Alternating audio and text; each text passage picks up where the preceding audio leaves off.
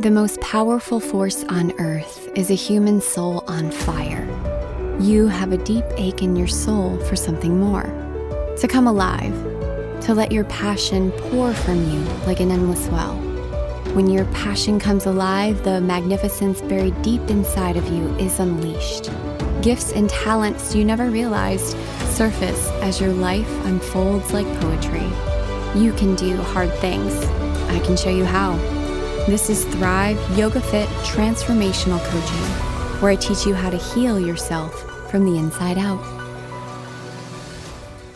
Hello, welcome back to Thrive Yoga Fit Transformational Coaching. This is Erin.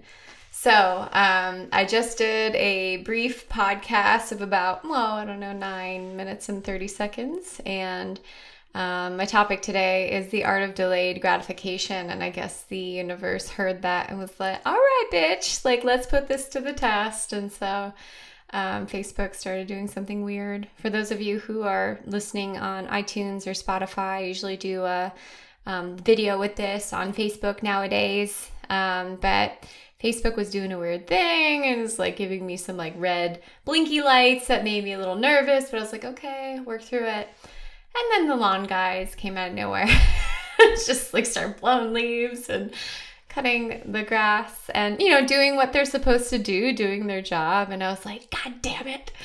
So, my gratification of recording this podcast was delayed. And I was very yogic about it. Not really. I got there though. That's the important thing, is because when things like that happen, especially if you're, recording videos live, things like that, I think it just kind of makes us human. It's things like this happen and they happen to everybody and nobody's immune. And sometimes you can't help it, or at least I don't have the proper editing equipment to, or maybe focused or something. I don't know, if I have a leaf blower blowing in my ear, it's really hard for me to focus. And I think one of the magics of what I do is that I'm very present with you when I record these podcasts, or when I coach, or when I do my trainings and certifications. So, but I'm back, and I'm here.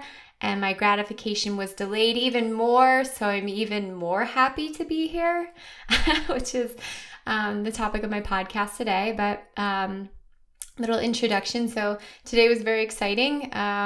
We got back from Cancun. Was it last night? Night before? Yeah. And so had a day to rest. Went with some of my really good friends, which was super awesome. Corinne and Pam and Dustin and Derek and Miranda and my love Matt. And we're just, big goofballs in another country, practicing our Spanish. And we were running around, and the phrase was, Tres por mil la carne, tres por mil la carne, which is something that Corinne taught us that she probably regrets teaching us. And I think it's 3 for 1, meat on a stick. We just skipping around the resort singing that. So, good times. And actually one of my favorite memories, because we were thinking about what was your favorite part of this trip? And it's actually when I had this speaker in my backpack. So it's kind of one of those old school boom boxes. And we had the Beastie Boys playing, and we're just kind of dance walking.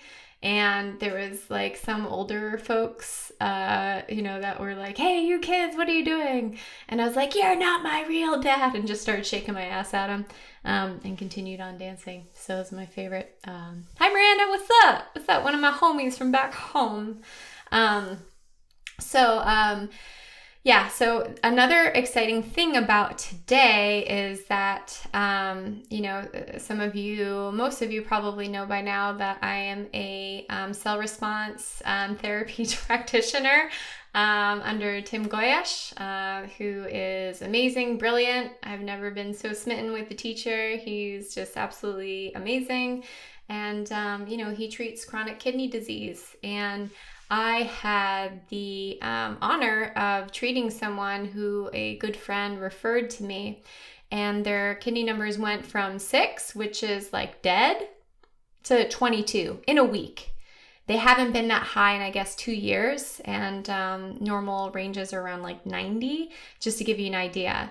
So if you or somebody is suffering with chronic kidney disease, please find a way to reach out to me. I'll make it easy, Erin@erincoach.com. You can message me. Certainly, you can reach out to Tim. He's the busiest man in showbiz, though, but he's turning this over to his practitioners, which is why he's training us so that we can help people. And also had someone who had a tumor on one of their ovaries, and we used the formula called Can Do, which would deal with something like a tumor. I have to be careful what I say. And within 2 months, and she had a scan before, scan after, and what she took was one of the formulas, the Can Do formula, and tumor completely gone, completely clear of the C word. So again, if you're struggling with this, if you believe in natural medicine the way I do, and you know the power of it, you just have to have the right stuff. So you can, again, reach out to me, Erin@erincoach.com. If we're buddies on Facebook, you can certainly message me. So the art of delayed gratification. So I was on my way to Mexico, and I was just, kind of like reflecting. And whenever I travel in a plane, I always say a little prayer. It's kind of like, just in case we crash and burn, am I happy and satisfied with what I've done in this lifetime? And, the last few years, my answer is yes. Yes, it is. Like, if I died during this plane, traveling and it crashed, like, do I want that to happen? No, but it's sort of like my making peace. It's sort of like a little weird ceremony I have. But I was giving that prayer, and then we took off, and then I was sitting, and I don't know, I was just like watching the airline stewardess, like walking down the aisle, like, giving snacks, and it got me thinking about how our world is so set up for instant gratification. The click of a button, like reach in your cabinet, grab whatever you want, DoorDash this, Instacart that, Amazon Prime this. And so it's pretty much, what you want, you can get, as long as you have at least a little bit of money, and you can get it quick. And whatever like desire that you have, you want a certain food, great. You want a certain sex, great. You want like a certain piece of clothing, a day later it'll be on your doorstep. And certainly I take advantage of a lot of those things, It's like, ooh, cute outfit, boom. Like, ooh, some shoes that I wanted, ooh. And even like just, I was like counting macros for a while, doing something called reverse dieting to build up my metabolism. And just like snacking all the time and eating all the time. And then even I found myself like with my partner, hopefully this isn't TMI, but like honestly, just like wanting instant gratification in bed, like get me to that sweet spot, let me, and then we're good. And like, I recognize that that's not great, because that's just sort of like, using your partner to like masturbate you, which is like not a great thing. And I was reflecting on all of this, and I thought about earning my black belt. And that took me 8 years to earn. And, there came a point where, like certainly when the time was about there, like you wanted your promotion, right? And I would get excited about it, but it was more like you kind of put your head down, you did the work, you found joy in the work, and you just kept working, and you just fell in love with the process. And, it's like, even back then, I didn't really like who I was. I was still finding who I was. There's certain aspects of myself that I liked, certainly. But, now that I'm older and wiser, I like a lot more of me. And I would say, I love me now. And so I started thinking about like, well, how come I need like instant gratification? It's really the opposite of yoga, right? It's like, I want this thing now. And so I'm going to have it now. And it's going to create a certain excitement within me because I'm going to have a thought about it, right? But I attach to this thing that brings me that excitement, whether it be, my big thing is food, or just having a fun experience, right? Like going dancing. It's like, well, I'm in a really good spot to where it's like, I'm getting bored with that, if that makes sense. So instant gratification, I'm getting bored with, because it's like when you get so many of the things over and over and over again, if you're, if you have enough money, or if you have enough power, or if you're just, into pressing a button and getting what you want, then you kind of get bored with it, because it's like, it might not be giving you what you thought it was going to be giving you by just receiving whatever it is. And rather, it's the process that you fall in love with that is the most satisfying. And what's underneath that would be being present in the moment, doing the activity, right? Just like when I play roller derby, one of the most amazing things is like when you're in that zone. You know, it's like I'm on the jammer line, and there's a couple of games, I can remember this, but one with Fort Myers, I remember our captain at the time coming up, Dita Von Cheats, and she was like, Yakuza, I think that's my name at the time, or it might have been Karate Hottie. I switched to Karate Hottie. She's like, all right, listen, you're going to be the last jammer in this game, and we need you to score 5 points and call it off. And I just remember being like scared shitless, like having adrenaline pumping through me, but like, when she told me what to do, I was like, all right, I'm going to do it. And I was so in the zone, even though I was like shaking, like I could barely stay on my toe stops because I was shaking.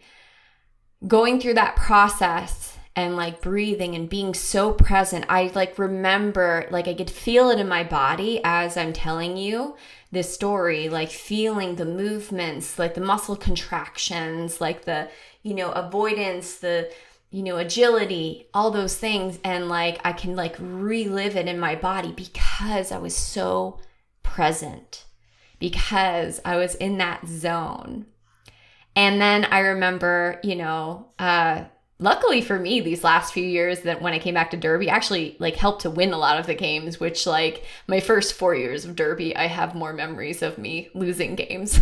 So, but just like that feeling of satisfaction is not because it happened like this. It's because like we worked for it. It's like we worked the whole game. And certainly you want to win, but it's like I'm realizing that the real satisfaction is in the process. You know, everyone wants to arrive, certainly. Like everyone wants to be at a certain level. Oh, when I get here, when I have enough money, this, when I have enough vacation time, this, you know, like when I have the perfect partner, this, when I'm this weight, when I have this car, the list goes on, because your mind is wanting to want all the time, right? And it's nonstop and it's exhausting.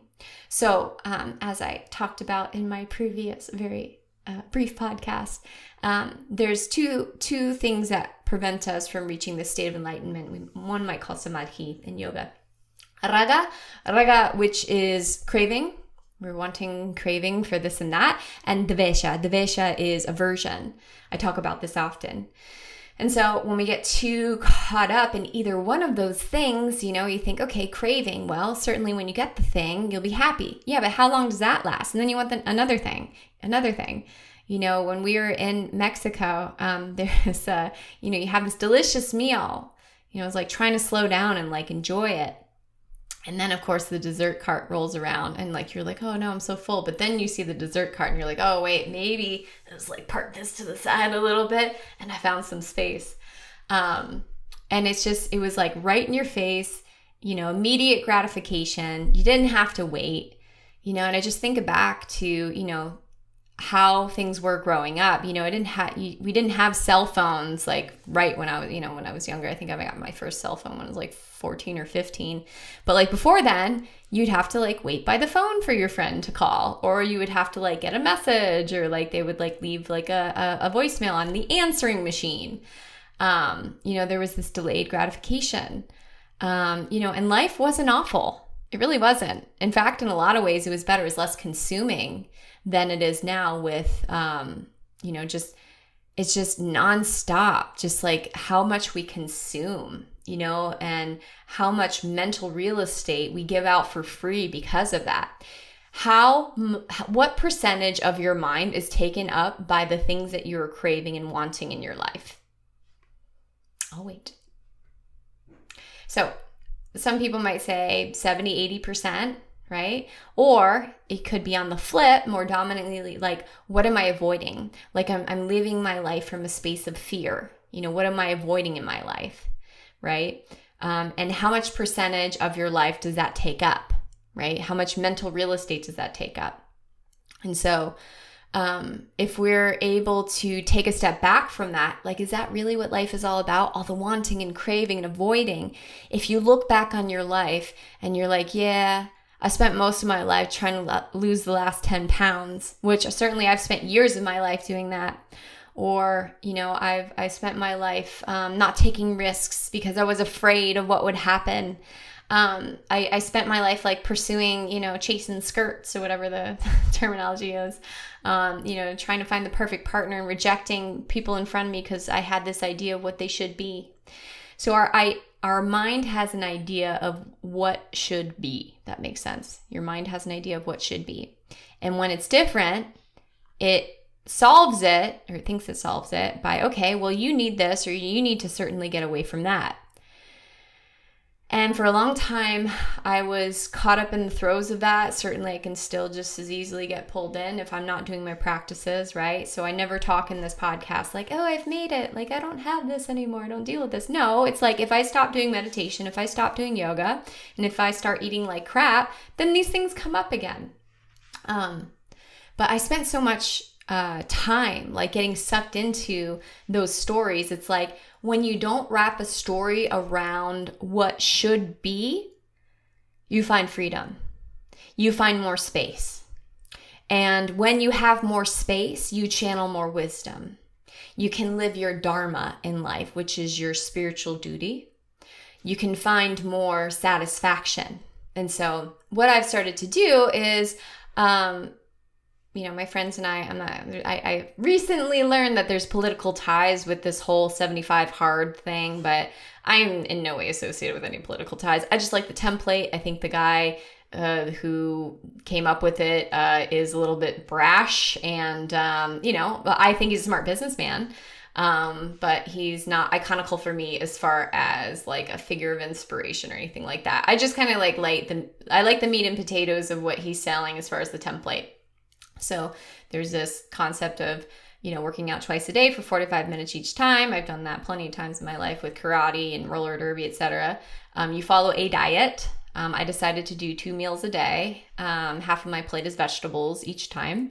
You drink a gallon of water. I've done that at certain times in my life. It takes a little bit of adjusting. That's honestly the hardest part of the plan right now. And you read 10 pages of a book, and then there's no alcohol. Alcohol isn't a huge thing for me anymore anyway. I don't really like to drink it because, again, Tim Goyash, his formulas, his minerals, you'll pee them right out for 48 hours, and they're very precious, so I don't like to waste those. And then the 10 pages, it's of a nonfiction book, which is kind of what I read. So that's a little bit easy. But the idea of the 2 meals a day, and maybe I'll go to 1 after a while, but want to make sure I get enough calories. The idea behind it is delayed gratification. Now, will this lead to some fitness goals, weight loss goals, etc.? Yeah, sure. But for me, that doesn't keep me motivated. What does keep me motivated is a spiritual reason. And I think it's about time in my yogic career that I come back to delayed gratification. So I have to say, it feels nice to be hungry. It does. And it's not like a ravenous hungry, because I feel like for me, ravenous hungry was when I wrapped a story around hunger. So if you have a sensation, or even if you have an emotion, and it's uncomfortable and you wrap a story around it, that's when it becomes detrimental. That's when it becomes unbearable. So hunger in itself, if you just sit with it and if you just feel it as a sensation, really not that bad. Now, I'm not talking about people that have diabetes or blood sugar issues. You might have a different, maybe hunger, feeling that is not a great thing for you. If you are a newly recovered bulimic, maybe that's not great for you either, or anorexic, right? I'm not speaking from that. I'm speaking from the perspective, yes, I was bulimic for quite a few years, 12 years, but I've been recovered for about, I think it's 9 years now, almost 10. So I'm in a good spot. And feeling hunger and sitting with the sensation as it comes up rather than gratifying it instantly is a skill that I am working on. And I am honestly excited to do that, because I think sometimes, and I think everybody does this, is when a little tiny bit of hunger would come up, or the whisper of hunger, I would immediately just oh no, I would get so fearful of it, and I would eat out of fear. Like, I need to eat enough. Because why? Because for a huge portion of my life, I would eat a bunch of food and then throw it up. And so my body's like, oh my God, like we can't be hungry because then disaster will happen. I was so afraid of it. And so coming back to it, like being in a good spot to be able to sit with it and have clarity around it is such like a wonderful feeling. Because I like to be challenged to where I don't want to live my life out of fear. And anything that comes at me that tries to like push fear into my brain, I immediately have suspect of it and I immediately want to confront it. And that's probably maybe that's called courage, bravery. Maybe it's a good quality. Maybe it's a little bit annoying, but I question things. I do. And so hunger was one of those things that I wasn't like addressing, I think, in a healthy way. And so when you choose to sit with a sensation or an emotion, you change your relationship with it. You release the fear around it. It's like if you were fearful of someone and then you actually sat down with them and you guys exchanged life stories, you would probably warm up to them. Who knows, you might even love them because you actually got to know them. Because your brain is going to wrap a story around things and we're going to project our worst fears on whoever is sitting in front of us. You know, there's this meme floating around. It's like, if you don't address your trauma, your relationships will. 100% I believe that. You know, it's like, if you're not doing inner self work, the people around you are going to experience that. Because even if you're like, no, like I only hate myself, I don't hate others, or like, I only treat myself like shit, I don't treat others like shit. In some way you do, because it's inseparable. Right? It's like if you have a disease in one part of your body, it's in the whole. Why? Because your lymphatic system, your cells are all communicating, right? It might be sort of like more isolated to a particular area, but the whole body has it. And so that's why cellular healing, cellular nutrition is so important, because you heal the body from the inside out. So delaying gratification is such a powerful skill to be able to hone in on. Because impulse a lot of times gets us into trouble, doesn't it? Right? You know, sometimes, you know, we make bad decisions. And, you know, sometimes we're signing up for that. And it's like, if you like your reasons, you're a grown-ass man or woman and you do what you want, boo-boo. But if you the next day feel shame and you don't like your reasons, then you might want to pop the hood and take a peek at what's underneath there. So delaying gratification in food is one thing, and delaying gratification with sex and sexual energy is another thing. Now, as I have confessed earlier, that's been something that I've been a little bit not really doing, kind of like wanting to like, all right, let's get the show on the road, want to have an orgasm, boom, let's go. And I feel like it's disconnected me from my partner a little bit. You know, relationships are very... You know, you grow with each other, you're intermingled, and you're seeing different aspects of each other. You know, you just, like, you get to know one face of your partner, and then, like, it rotates a little bit, like the rotating sun, the rotating moon, the rotating earth. And you get to see different aspects of each other. And I feel like that's what true spiritual love is, and that's what I have. And it's amazing. But certainly the instant gratification has moved over into that aspect of my life, and sex has gotten... I don't know. It's like, it's not boring because it's not having to do with him. For me, it's more of like, I want to enjoy the journey and the build up, and like be really present with the sensations and allow them to build up. And I think when you do that, it's very healing. It's like when you slow down to eat. I do these like, it's like tedious, powerful worksheet in my retreats. And it's like intuitive eating, like slowing down and actually tasting your food and like savoring. And sometimes there's like pockets of anxiety that come up that you may not have realized. Like so when I first became aware of this, I'll use food as an example for a lot of this, but when I would actually cook, I would start feeling so anxious and my stomach was clenched. And I thought, oh, I hate cooking. I hate cooking. Why? Because I associate it with, it makes me feel that way. But it doesn't. It wasn't the cooking. It was my thoughts about it. it's like I wanted to rush through it because I didn't want to like sit with it, because I thought, you know, cooking leads to food, and food leads to fat, and then fat leads to unlovable, you know, or damaging myself, something like that. And so I love to cook. And I like to think that I'm pretty good at it too. Like, I love to cook for people. I love to like make it taste just so. I'm not great at baking, because baking is like a science and it's precise. I'm more like intuitive, like throw this and that in there. And stir it and taste, and like the whole like process of like letting it come alive. Like, imagine if you could take that energy and pull it into the bedroom, right? A little bit of this here, we come alive, a little bit of that.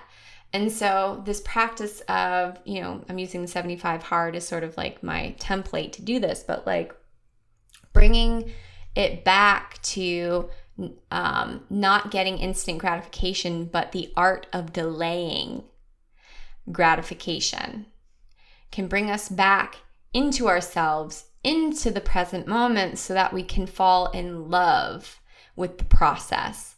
When you fall in love with the process, guess who you're falling in love with?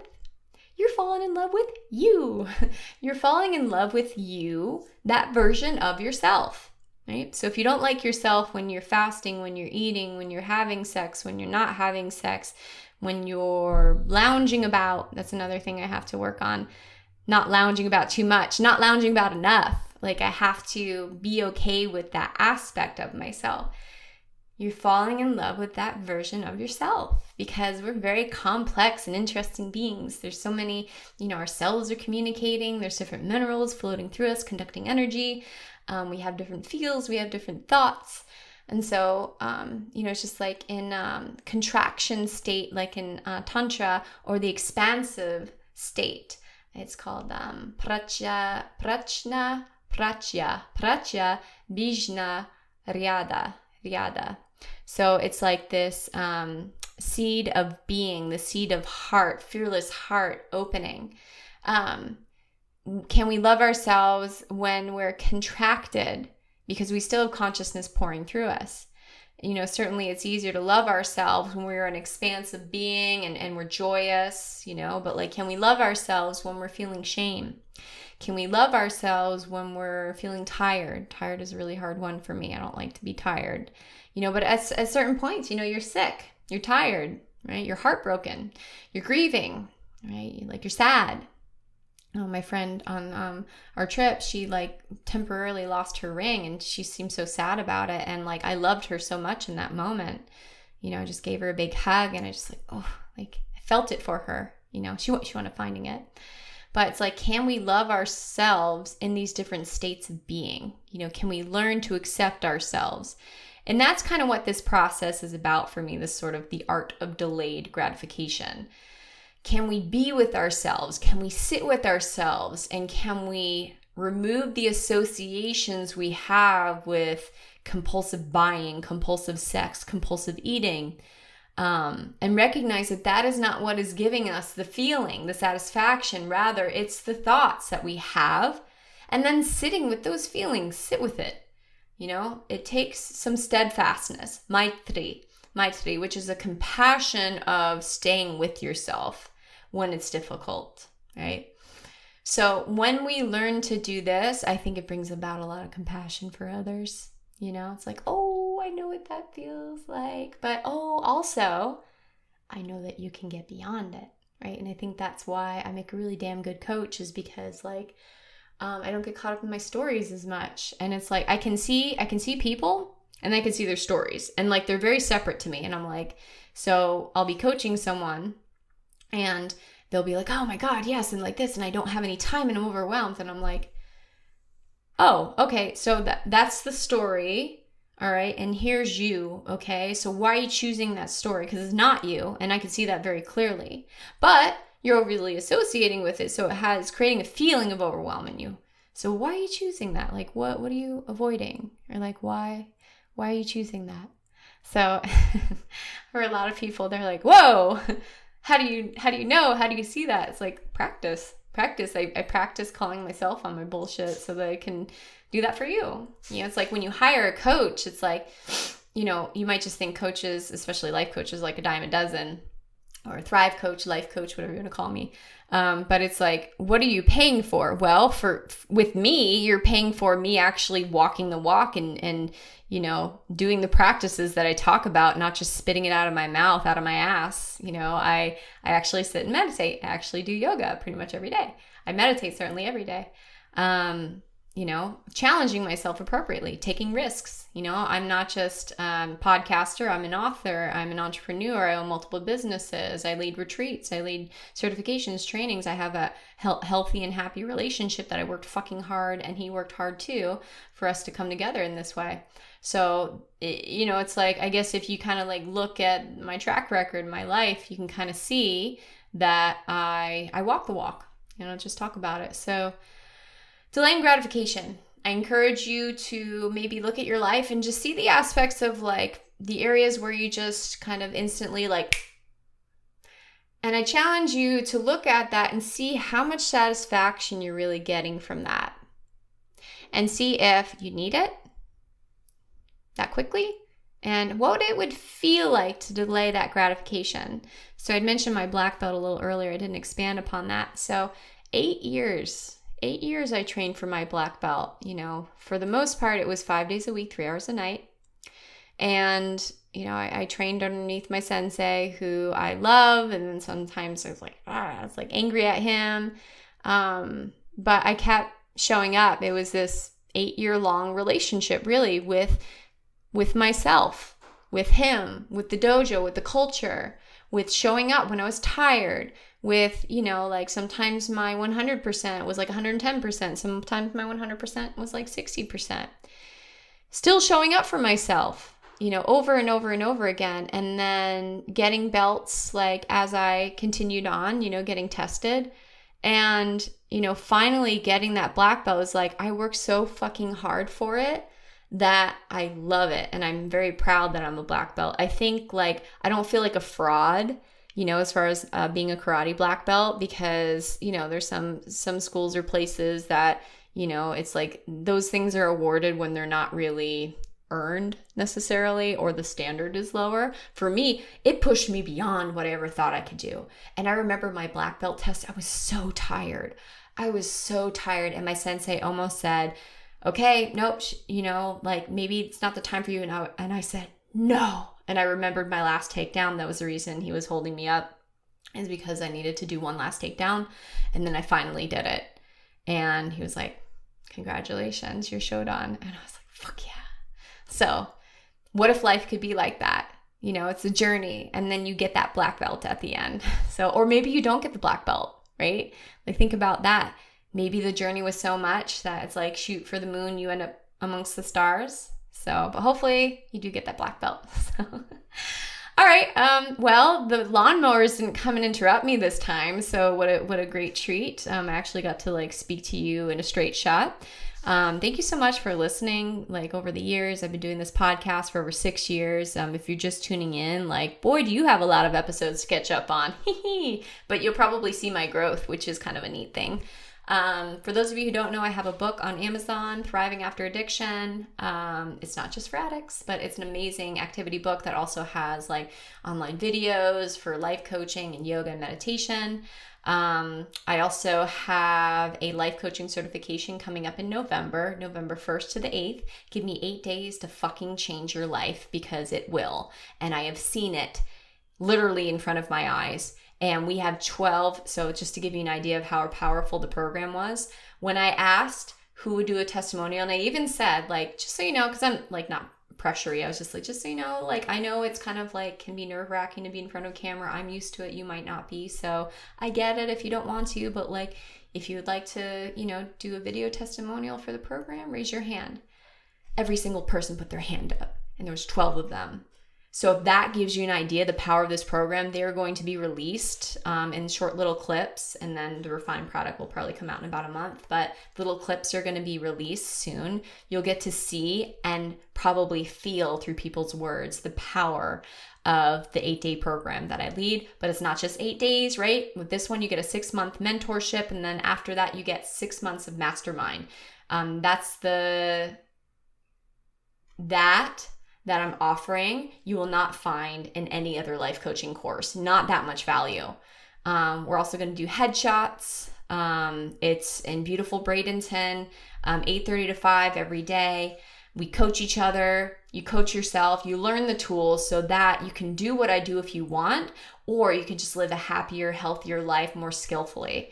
You stop listening to the stories of your mind and you start showing up in the way that you want to without fear and with love in your heart, with a courageous heart, with an open heart. So we do yoga and meditation every day. Then we coach. I have about 13 booklets that I send you home with. It is very well organized. It is my most well-organized course. You get a binder with all the booklets, with all the activities. And then you have a group of spiritual people that you can continue to learn with, that you can continue to have cheerleaders with. So if you're interested in that, that is coming up. November is like a month away. I have 6 more spots if you're interested. The last thing I'm going to mention is my yoga teacher training, my signature 200 hour. We already have 4 people signed up. We have 10 more spots. If you're interested, go to www.thriveyogafit.com. And also, I have a new little website that's being developed. And the new one is thrivewitherin.com. So you can check that out. It's really, really, really pretty. And I think that's it for now, y'all. All right. Thank you as always. And namaste. Thank you so much for listening.